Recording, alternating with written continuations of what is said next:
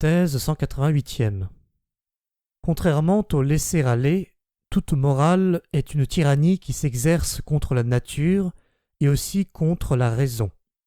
Ceci n'est pas une objection contre elle, car seules quelques morales permettraient de décréter l'interdiction de toute espèce de tyrannie et de déraison. Ce qui fait le caractère essentiel et inappréciable de toute morale, c'est d'être une longue contrainte. Pour comprendre le stoïcisme ou Port-Royal ou le puritanisme, il faut se souvenir de la contrainte qu'il a fallu pour que chaque langue acquiert sa force et sa liberté, de la contrainte métrique, de la tyrannie du rythme et de la rime. Que de peines se sont données dans chaque peuple les poètes et les orateurs, sans oublier quelques prosateurs d'aujourd'hui qui logent dans leur oreille une conscience inexorable pour l'amour d'une folie, comme disent les bénets utilitaristes qui se croient malins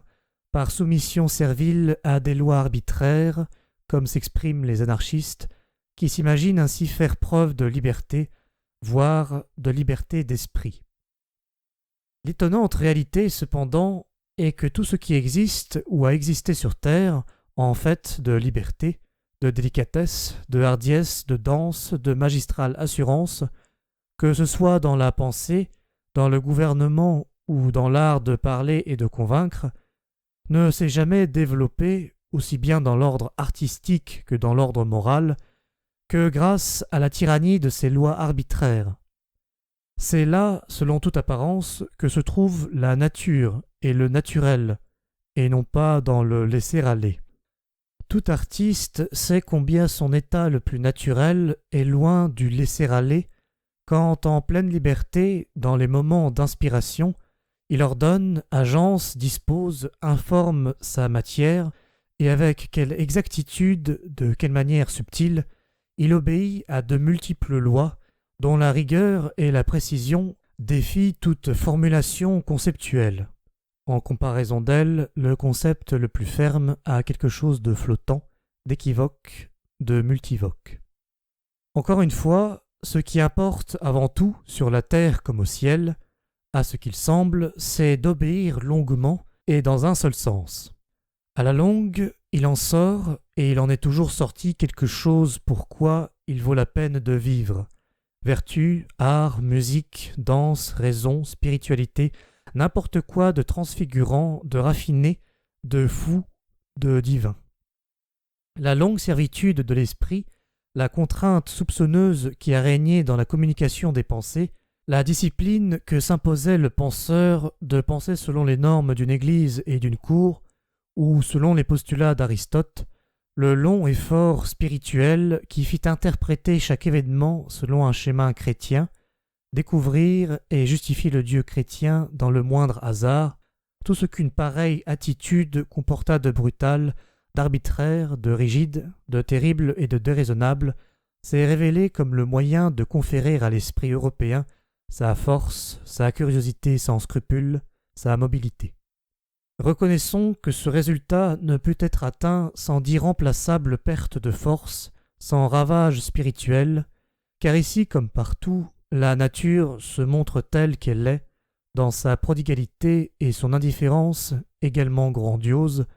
qui nous révolte, mais qui ne manque pas de noblesse. Le fait que, durant des millénaires, les penseurs européens n'aient pensé que pour prouver quelque chose, aujourd'hui c'est le contraire, nous nous méfions de celui qui veut démontrer quelque chose, le fait qu'ils aient su d'avance à quoi devaient aboutir leurs raisonnements les plus vigoureux, comme autrefois dans l'astrologie asiatique ou de nos jours encore dans les naïves interprétations chrétiennes qui rapportent à la gloire de Dieu ou au salut de l'âme les plus intimes événements personnels, cette tyrannie, cet arbitraire, cette rigoureuse et grandiose bêtise ont éduqué l'esprit. Quelle que soit sa dureté, il semble que l'esclavage soit l'indispensable moyen de dresser et de discipliner l'esprit. Qu'on examine toutes les morales, c'est ce qui est nature en elles, qui enseigne la haine du laisser-aller et de la licence, et veut que l'homme se contente d'horizons restreints et de tâches prochaines, qui préconise le rétrécissement des perspectives et donc, en un certain sens, la bêtise comme la condition de la vie et de la croissance. Tu obéiras, peu importe à qui, et pour longtemps, sinon tu périras et tu perdras tout respect de toi-même. Voilà, à mes yeux, l'impératif moral de la nature. Un impératif qui, à coup sûr, n'est pas catégorique, comme le voulait le vieux Kant, d'où le sinon,